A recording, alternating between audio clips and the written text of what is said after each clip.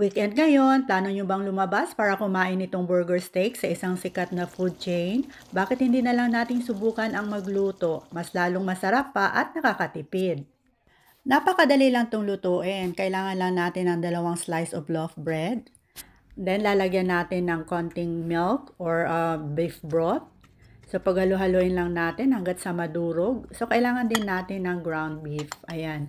So, i-mix na natin yung ating na-soak na bread. Lalagyan natin ng isang itlog. At saka grated onion, salt and pepper to taste. So, depende sa inyo kung gaano kadami yung ilalagay ninyo. Ayon na din sa inyong panlasa. And then, paghalo-haloin lang natin ng maigi. So, ganyan lang po.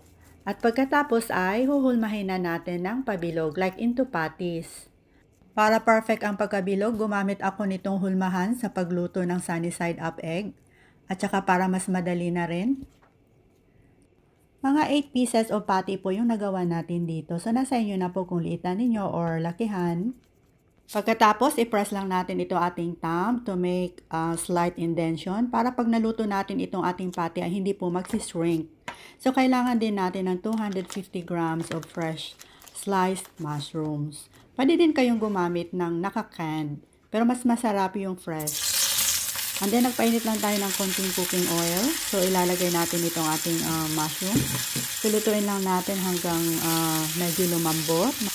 Keep on stirring lang po para even po ang pagkaluto sa mahinang apoy para hindi naman masunog itong ating mushroom. At pagkatapos ay pwede na nating hanguin muna at isantabi. Gamit pa din itong ating wok, isunod na nating lutuin itong ating nagawang patties.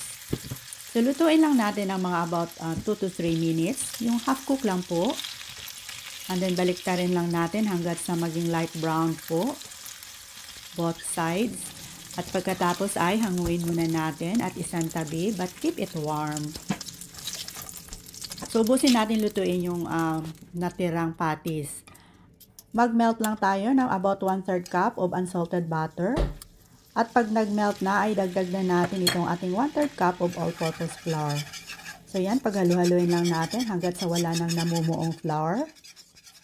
Pag naihalo na po lahat ay pwede na nating idagdag itong 2 cups of beef stock. Pag wala tayong beef stock, pwede naman yung tubig, tunawin lang natin yung isang beef cubes.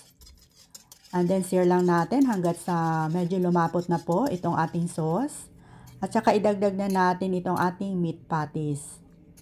Ayan. So takpan lang natin at hayang maluto ng mga about 10 to 15 minutes. At babalik ta rin lang natin isa-isa para even ang pagkaluto nitong ating beef patties. At saka ilalagay na natin itong nailuto natin kaninang mushrooms.